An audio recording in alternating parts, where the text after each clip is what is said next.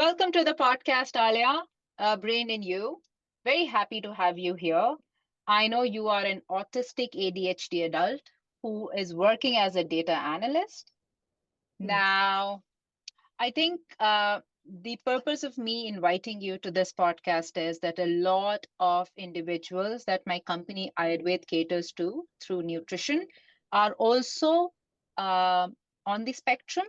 They Mhm. also have ADHD, and I'm sure they're also looking forward to joining some kind of a corporate for work. So I think your experiences, your advice, your strategies will help them prepare better for that upcoming role. Absolutely. Absolutely. Thank you, Vandita. Thank you for inviting me. Excited Yeah. to be here. Thank you. So why don't we first start, Alia, by you giving us a brief introduction? Absolutely. So, on point, I'm an adult ADHD. I'm also autistic. I was diagnosed at the age of 42 when my son, my eldest, then 17-year-old son, was also diagnosed. So, we kind of took a journey together. I've been working in IT for the last 20 years. My current role is that of a delivery analyst. Love working in IT, lots of problems to solve and connections to make. And now my life's work is all about creating awareness within Hmm. South Africa and hopefully with the rest of Hmm. of uh, the nation and the Hmm. globe. Hmm. Absolutely. So tell me, Alia, you talk about the risks of saying that I am autistic. So, what Mhm. are the risks of saying that I'm autistic? I suppose from a lived experience is that there is already a perception of what autism is. And when I say that I'm autistic, it could be coming across as I'm looking for an excuse. I'm looking for some kind of pity. And why do I need to go around telling people what's happening in my brain? So that's why I say that it is an excuse. It's because of that perceived Notion. Yeah, misconception yeah, yeah, that is yeah, going around that we yeah, all privy to.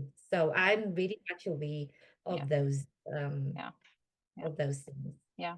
Makes sense. I think I understand what you're saying. People might not really understand the intent behind you expressing this, but rather take it as a weakness, as an excuse. Yeah. So, 100%.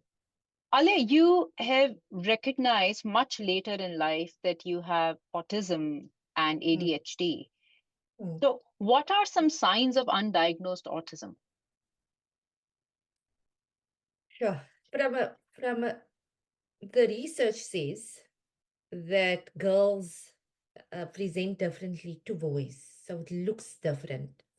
So from a boy's perspective, I'm gonna put that one aside for now because I can speak about that from my role as a mom, looking with a bird's eye view into the lives of my children and how they experience the world. For me, however, as a girl, it was all about, and I suppose culture and religion has a lot to do with that, is Mm, that there's this perfectionism, there's this need to do things right in a certain way, in a certain order. There's a lot of anxiety. There's a lot of sensory overwhelm. So these are all the things, and the way I explain it is that I often use an iceberg analogy because what people see above the surface is maybe me being too blunt. It's mm, maybe me being too wanting too much information, asking too many questions.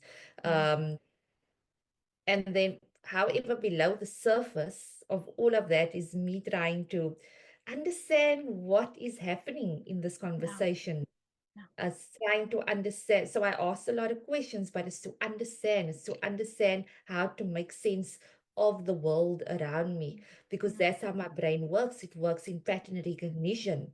yeah, So if I'm entering a workplace, I just started a new job. So if I'm entering the workplace and a team, I understand that I come in here with a specific role. Someone wants me to do something very specific to add value to the team. So I will look at each person as this is Vandita, this is the application that she's looking after, and this is what she does. So that's how my brain forms a connection, so that at the end of the day, we all achieve the same Mm, goal. Understood. Understood. Very well explained. Yeah, I agree. And I have gone through a lot of your posts on LinkedIn wherein you wish that people understood autism better. Mhm. So, what does the society not understand about autism? What they don't understand, what they think. Let's go to what they think, and then maybe we can get to what they don't understand or try to understand.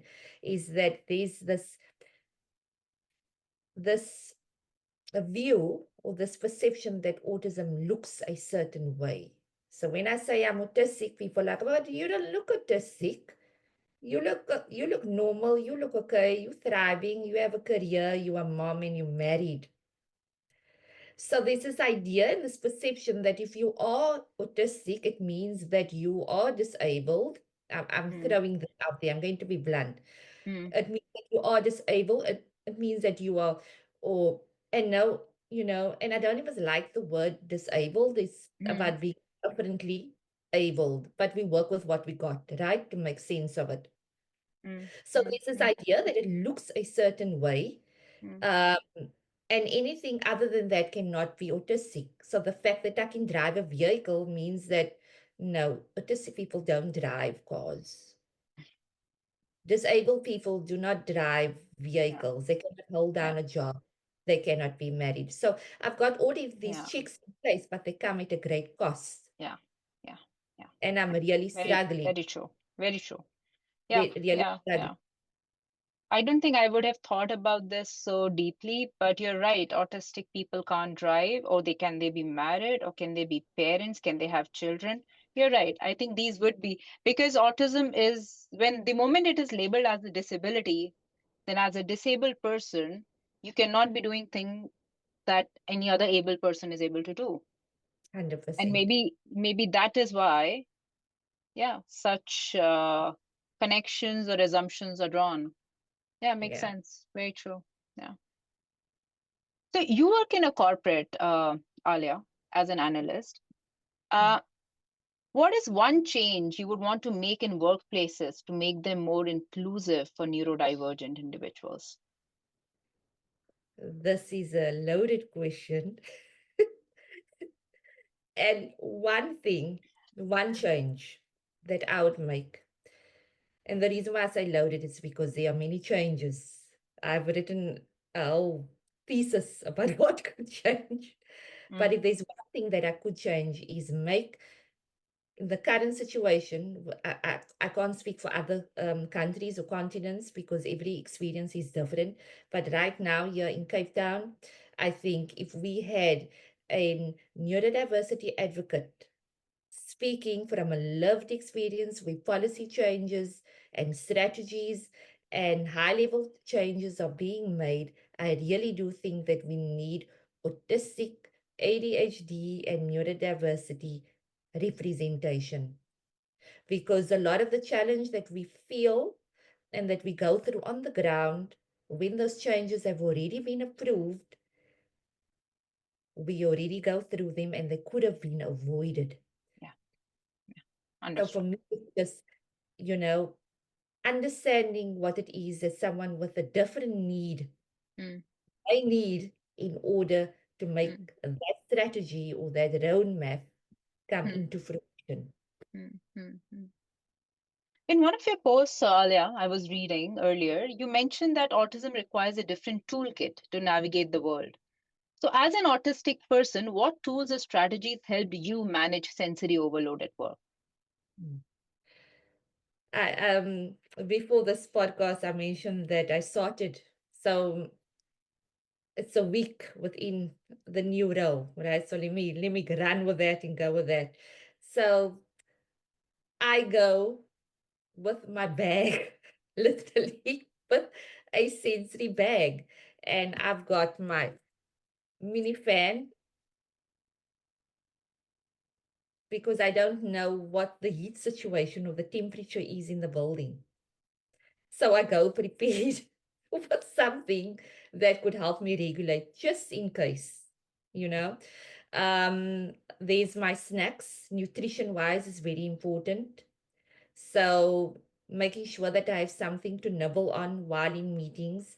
I have an Apple Watch. So technology is great. It's an assistive tool and we must use it. So with my Apple Watch, I need to be reminded to take breaks within meetings because I can focus so deeply that I can sit on the same spot doing my work for like 2 hours. So I make sure that I put reminders everywhere to say, you need to stand up now, or you need to go to the bathroom, you need some fresh air. So it's like using assistive tools, Yeah. and there's no right way to do it. And it changes every Mm, time I transition into something new in my life. Every year, something changes, right? mm, mm, Because we have difficulty navigating change mm, where the person who doesn't have these challenges, they can mm, like wake up, get into the car and go to work. For me, it's like, do I have everything? Do I have my key thing to get into the building? Do I have my set of keys? Do I have my key to unlock the drawer where my laptop is in, you know? So it's all these things that are happening yeah. in the background in my head, just so that I can calmly sit down at my desk and know that I have everything in order to do Yeah. the job that I Yeah. came here to do, Yeah. Yeah. you Yeah. know? Yeah. Yeah. You're right, actually. From the face of it, doesn't look this tough, but you do go through this process every single day. And somebody meeting you at work has no idea that you come so prepared. Yeah, yeah. Yeah. So in that Yeah. preparedness, there's a lot happening and they could Yeah. be overwhelmed.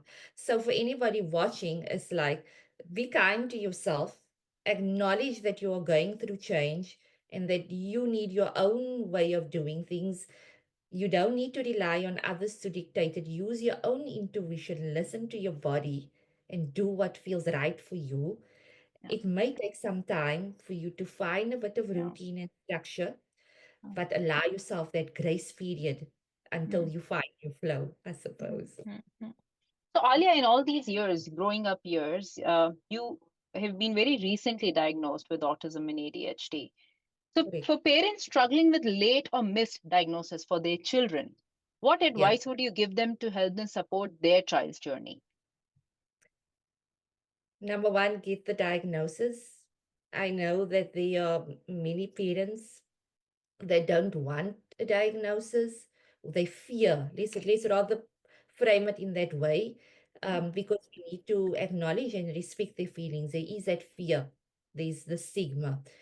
But what I can say from someone sitting on the other side of that fear is that the best decision that we could have made as a family is allowing our child to lead the way and following his lead because he too knows what his body needs. He just doesn't know the words to express himself. And yeah, I mean, at 17, he's still learning. We're all learning, right? yeah, yeah, So, the biggest advice is get the diagnosis, get the outside professional help in for your family. yeah, There's nothing wrong with you. Your job as a parent is to love, your job as a parent is to listen, and then, based off that, find the right people to help your child and yourself. You don't need to be your child's therapist and mm, fix everything. It's not about fixing, yeah, and I think that's the challenge that we have is that we have this expectation that, okay, so if we get a diagnosis, it means that we're going to get a set of rules and then we're going to fix it and we're never going to have to deal with whatever we did, mm, mm, mm, right? mm, mm, mm, But it's about knowing that there are lifestyle changes that need to be made. The There's no fixing for you or your child or your family. It is the environment within which you are expected to thrive that needs to change. mm, And unfortunately, that environment is not designed for us and our families. So, whilst we are lacking that, advocate for yourself, advocate for your family and your children, and do so unapologetically. And in the process, you're going to help others along mm, as mm, well. mm.